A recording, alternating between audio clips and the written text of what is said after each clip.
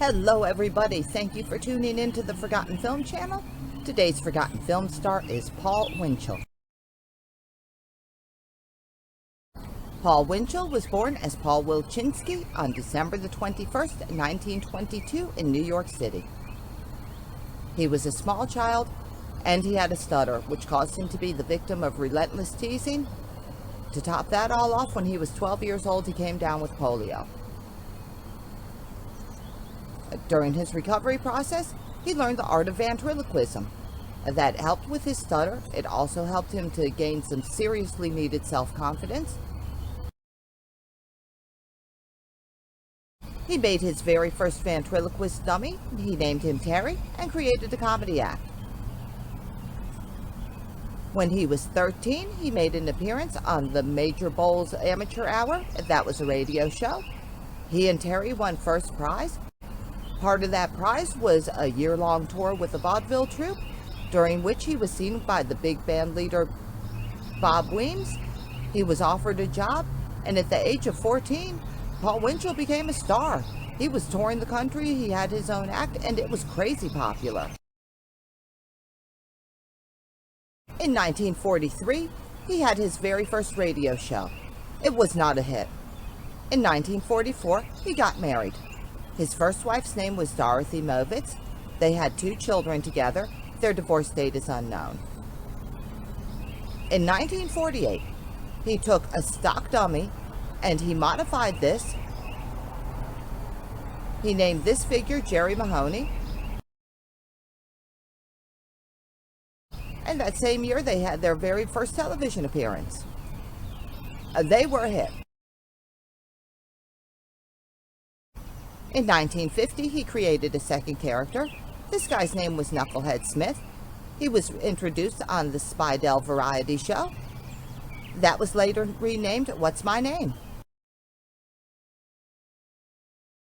During the early 1950s, he had his very first television gig. This was a Saturday morning kids show. It was called the Paul Winchell and Jerry Mahoney Show, sponsored by Tootsie Roll. This show was mad popular. They had a theme song, they had a secret password. It was on for years. Paul Winchell, along with either Jerry Mahoney, Knucklehead Smith, or in some cases both of them, was a regular on all of the game and variety shows in the early 1960s. In the mid-60s, he began working as a character actor. He was on a few episodes of The Donna Reed Show, a few episodes of the Beverly Hillbillies, just to name a few.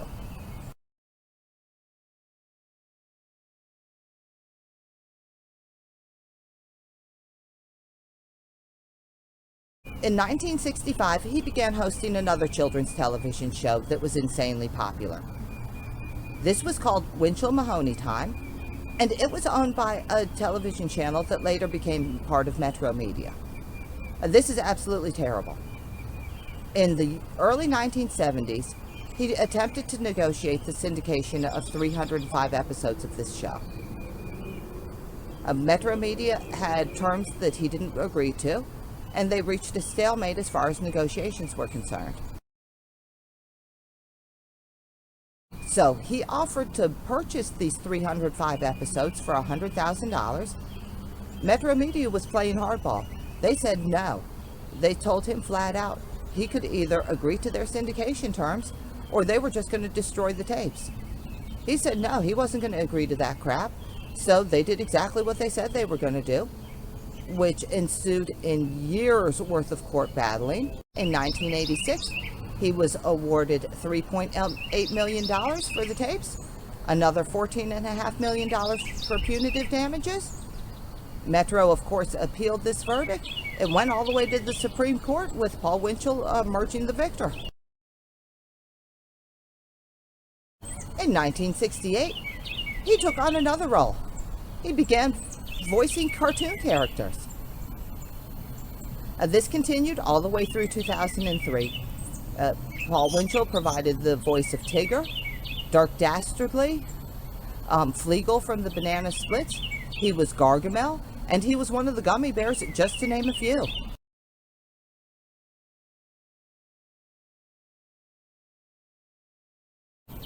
In his spare time, he was an inventor. He held 30 patents, including one for an artificial heart, which he donated to the University of Utah.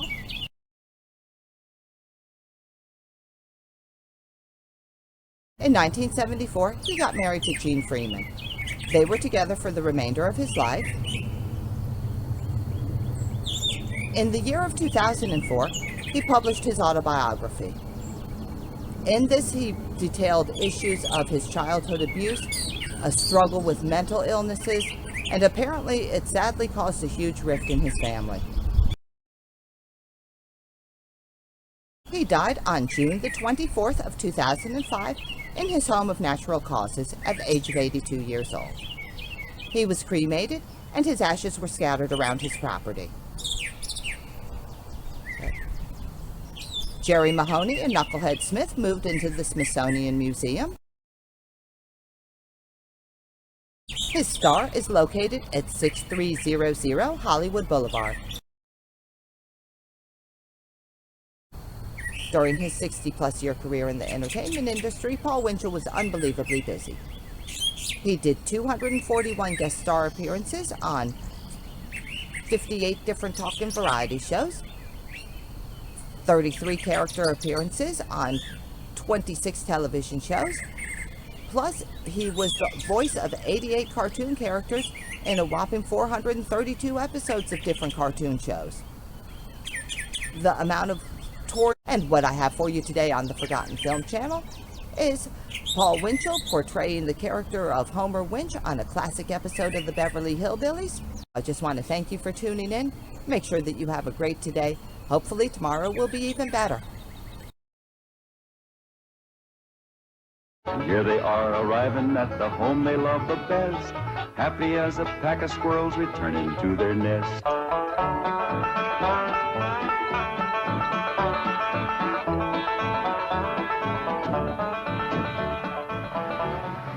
Hi, Thunder Granny, the old place ain't changed a bit. Pretty as ever. Prettier with the snow. Excuse me, Pa, but I got some friends to say howdy to. Yes, sir. They just don't make houses like this no more.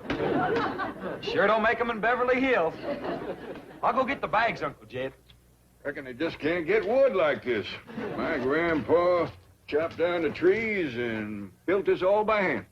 You say your grandfather built this cabin? He sure did. Oh, he must have been a remarkable man. He sure was. He finished the cabin in the morning, went to town, found a girl, courted her, married her, and carried her across that doorstep all before sundown. Tell me, Granny, was that 18 and 97 or 18 and 98? 18 and 98. Yeah, that's right. She was 18 and Grandpa was 98. You say he was 98 and his bride was 18? That's right. Marriage didn't work out too good. Well, I don't doubt it. Yeah, Grandpa made the mistake of having his ma come live with him. Awful bossy old woman. Wouldn't let that little bride do nothing. Did everything herself. Your family has remarkable longevity. No. Yeah, they stretched the truth a little, too. Oh? Grandpa wasn't a day over 90 when he married that girl. And his ma didn't bust up the marriage. That poor little bride just wore out, having so many young'uns to take care of. Oh, what happened to Ellie Mae? Well, she just went to say howdy to some of her friends.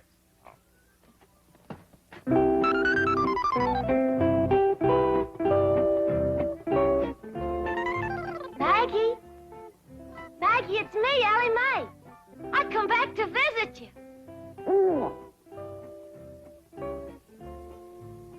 Not you, Henry. Right now I'm looking for Maggie. You seen her? You're supposed to be so doggone wise. Where is she? Well, Davy Crockett. Say, you're looking bushy as ever. What's the matter? What you scared of? Don't you remember me? Please, Davy, don't run away. Oh, howdy, Mr. Beaver. It's me, Ellie. What you kicking snow at me for? Oh, please, Mr. Beaver, come back. Clampett, I certainly appreciate your letting me use your cabin as a field headquarters. I've got a few things in the bedroom. I'll get them out. No need for you to do that, Mr. Brewster. We're just gonna be here a couple of days. Granny and Ellie can use the bedroom, and you and me can kind of curl up here in front of the fire. That's mighty kind of you, Mr. Clampett. But I'll find a place to stay in town. Well, no need for you to drive all that way through the snow. Why, you're here, you're by the oil field, and Granny cooks up a big meal that really sticks to your ribs. What you cooking tomorrow, Granny? My special Christmas holiday victuals. We'll start with red cabbage and green turnip tops, swimming with sorghum. Then what I call my heavenly hash. That's grits and chitlins, possum belly, hog jowls, and catfish. All minced together and simmered in gopher gravy. Poached hawk eggs. Now, there's victuals you won't forget in a hurry. I'll try. What do you say, Mr. Brewster? Roars too hard, we'll get some pine boughs and ashes for you to sleep on. Well, I think I'll go into town. Thank you very much. Excuse me. What's the matter with you two asking him to stay here? You want me to be a widower all my life? I was going to offer him my spare room. You ain't got no spare room, Pearl. I have if Jethro stays here. If Mr. Brewster stays with you and Jethrine, won't people talk? I hope so. Jed can insist on him marrying me. If I'm going to get him, now's my chance. Like you hold with making a man get married unless he wants to. He wants to? Why, that man's so in love with me he can't eat. Yeah, but are you in love with him, Pearl? Oh, Jed, when I'm near him, I feel like my feet is dangling in a creek and the minnows is biting at my toes. That's what you call really being in love. Help her, Jed. Mrs. Bodine, if you'd like a ride into town, I can drop you off on my way to the hotel. Hotel? Why, you can't stay there. Oh, no, sirree. You sure can't. Why not? Why not, Jed? Why not, Pearl? Why not? There's a convention there. Yeah. Every room in that hotel is full up. They're packed in there like kraut in a jar. What kind of convention? Elks convention. That hotel is bulging with elks. Oh, well, perhaps I can find a room in a boarding house. You know anybody got a spare room, Granny? No, I don't. Do you, Jed? Well, I see now. Only spare room I know of around here is over to your house, Pearl. Why, land to mercy, I plumb forgot. Yes, my spare room. What spare room, Ma? We ain't got it. Ow! Pearl, why don't you run out and fetch some wood? I just brought some wood in. What spare room, Ma? We ain't got no spare. Ow! You just run along outside and get the kinks out of that leg. I ain't got no kinks in my leg. It's just that Ma just keeps... Ow! Son, if you're going to play hopscotch, you go outside. House ain't for playing games. But I ain't playing games. And go chop me some wood. I just chopped some wood. Chop her some green wood. She wants to smoke a possum. Now get it. I just chopped some wood and I put it right there. I just put it right over there in the corner. Now, you come to my house, Mr. Brewster. The spare room is yours. Well, all right. If it's not... Why should I sleep here on the floor? I got a room... Ow!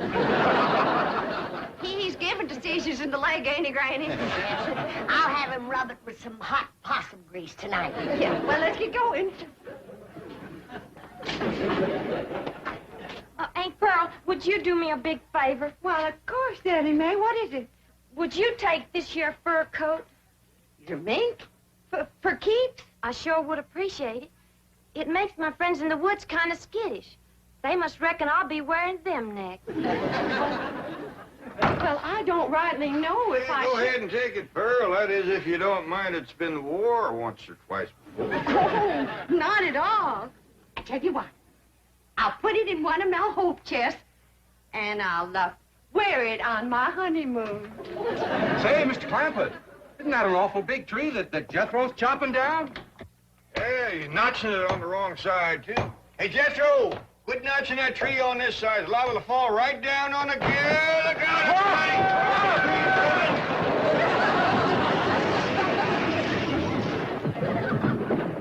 It missed us. Praise the Lord. Well, the tree missed. We can get up now. Well, he might be chopping another one. Let's wait and see.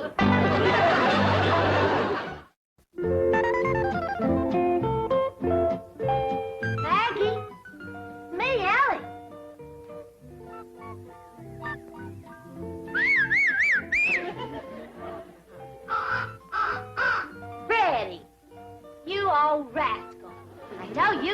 Maggie. You'll go and get her for me. I'll give you something shiny. What would you like? How about this? Okay? There. Go find Maggie. Smelly. Hi there, Smelly. It's me, Ellie. It's a good thing you didn't see me in that mink coat. You might have got riled at me. There's one friend I don't want riled. It's you. Maggie, I knew Freddie would find you. Maggie, I'm so happy to see you. I told you I'd come and visit you, and here I am. Ellie? Ellie Mae, where are you? Over here, Paul. Now, don't you be scared of Paul. He won't hurt you none. Well, now, who's this? This here's my old friend Maggie. You remember her? Sure I do. Howdy, Maggie. Say, Ellie, we's all going over to Aunt Pearl's for supper. And after supper, we's all going over to that movie picture theater where Pearl worked. Well, I'd he'd rather stay here. Well, Pearl says there's going to be a brand new picture from Hollywood called Ben-Hur. Who's in it? According to Pearl, it's got the two biggest actors there is, Francis X. Bushman and Raymond Navarro. I'd still rather stay here, Paul. Now, we's all supposed to kind of surround Mr. Brewster and brag on Pearl's piano playing during the picture. Well, Jethro can brag extra for me. Jethro ain't going to be there. He just sat there all night and complained about Mr. Brewster having his room. Oh, come on, Ellie. Don't you want to help Pearl get a husband? Okay, Paul. Bye, Maggie. Well, Paul, ain't you gonna kiss Maggie goodbye? I don't reckon so. Her husband might not like it. Come on, Ellie.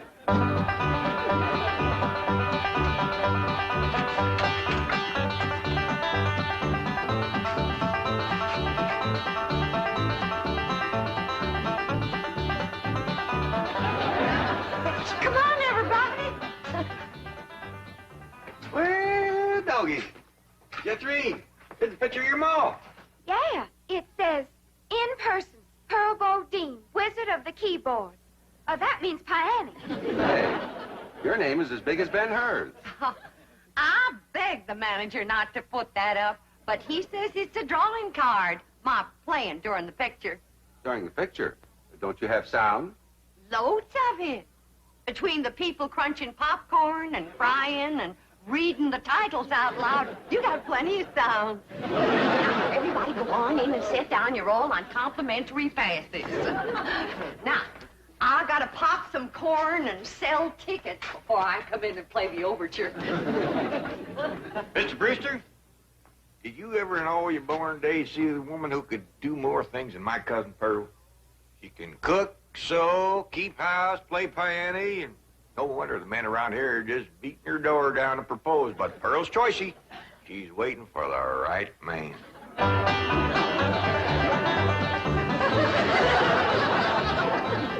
Here comes Aunt Pearl.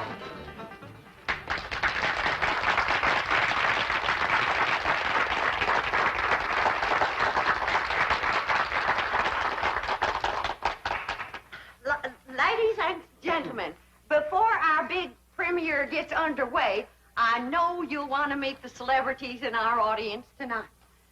Now, sitting right here in the front row from Tulsa, Oklahoma, is the field manager of the OK Oil Company, bought my cousin Ted Swamp, Mr. John Brewster.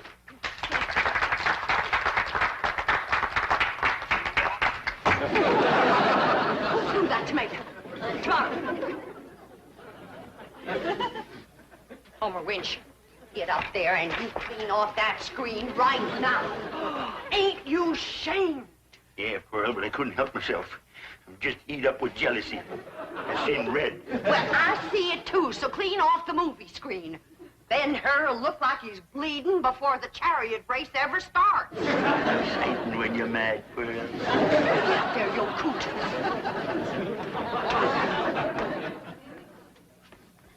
And now, during the playing of the overture, we invite your kind attention to the advertisements which will appear on the screen. I thank you. All right, Charlie!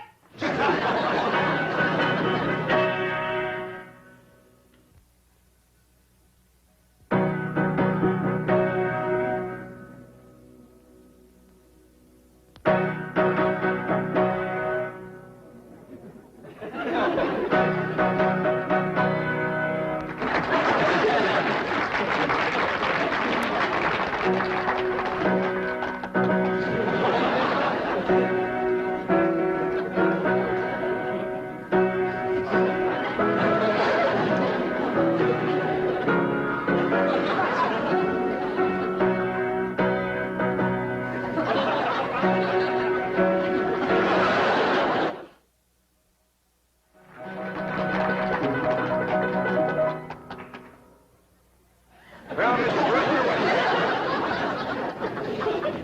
Where's Mr. Brewster? dog if I know. I never felt him leave. That serves you right, Pearl. That's what you get for throwing yourself at a city dude. Hush up. Well, them fellas ain't nothing but a bunch of playboys. Just like bees flitting from flower to flower, grabbing up the honey. And then when your petals is drooping, they fly away. Everybody can hear you. I ain't ashamed of what I got to say. I love Pearl Bodine. Shut Homer. Now, quieten down, Homer. You're making Pearl blush. Be my blushing bride, Pearl. Right here before your kinfolk, your neighbors, and then her. I'm asking you to marry me. Get up off your knees. You're making a spectacle of yourself. I caught him, Ma. Sneaking out the door, and I caught him. I was not sneaking. I simply went outside for a breath of fresh air. Put him down. You, wasn't running away, was you, Mr. Brewster? No, of course not. Everybody's invited over to my house for apple cider.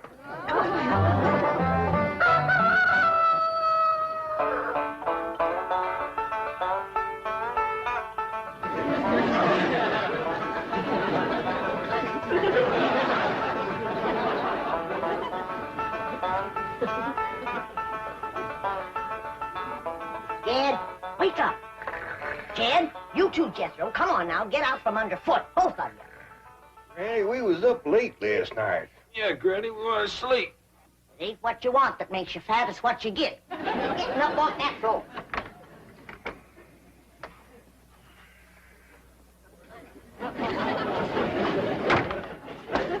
Hey! What do you want to do that for? Yeah, that's cold. Now, when I say get, you get. Floor is cold and hard. You're getting soft from city life. Now get dressed, and get washed, and get packed. Packed! You heard what I said. I ain't gonna spend another night in this place. Not with that wild daughter of yourn. I didn't sleep a wink. Appears to me like you're getting a mite soft from city living, too. Time was when you never minded sharing a bed with Ellie Mae. I still don't mind sharing a bed with Ellie Mae. But I draw the line when it comes to sharing with them others. What others? Well, there was an owl, and a squirrel, a crow, and a fox, a possum, and a skunk, and a porcupine. Well, I'll go in and speak to Ellie Mae. I wouldn't go in there if I were you unless you want them flannels took right off you. What are you talking about? You know where my mink coat is right now? Where? In the top of a tree, full of baby eagles. Their mama and me fought for nigh on to 10 minutes for that coat. But with them claws on her, she could get a better purchase on it. She took it right out the window. You've been at your rheumatism medicine. I ain't about to swallow no story about Uncle it. Jed, Granny, a great big old eagle just snatched the hat right off my head. See what I told you? When a mama eagle wants to keep her babies warm, she'll grab anything. Somebody better help Ellie Mae hang on to her blankets, because that rascal just flew in her window. Frida, you hadn't ought to took Jethro's hat. Never mind about Jethro's hat. Ask her to bring back Granny's mink coat. Only if she wants to. Frida, you bring back Granny's mink coat. And if she's took any suitcases, see if you can get them back, too. We's packing up. Sit down. Oh, excuse me.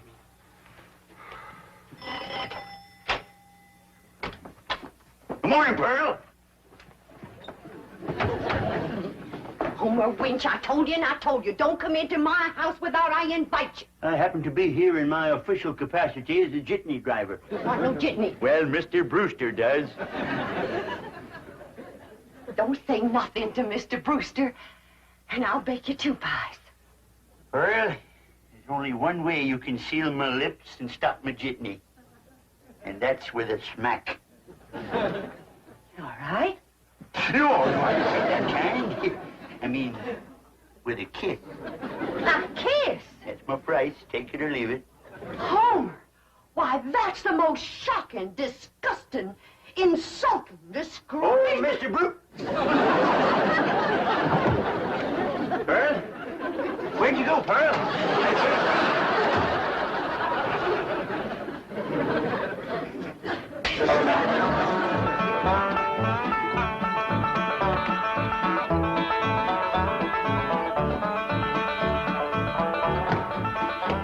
coming, and boy, is she a driver. She must have heard we was leaving. Without getting her married to Mr. Brewster. I reckon we's in for considerable bawling. Ain't nobody can outcry Ma when she commences to gushing. Pearl? I reckon you's heard we's going back to Beverly Hills. Oh, now, Pearl, you's bawling already. Don't worry, Pearl. You'll get a feller. Yeah, come on back to Beverly Hills with us. I can't. All right, Pearl, all right. I can't fight a woman's tears. We'll stay here until you marry Mr. Brewster. Yeah, Ma, and I'll be your best man. And you can wear that beautiful mink coat on your honeymoon. Pearl, what are you crying about now? The mink coat. What about it? I was driving down the road and a great big eagle took it right out of my lap. Don't you worry. Ellie Mae! Yeah, Pa? You shinny up that tree and tell that grabby eagle to give you back that mink coat for Pearl's honeymoon, or she ain't no friend of yours. Only if she wants to, of course.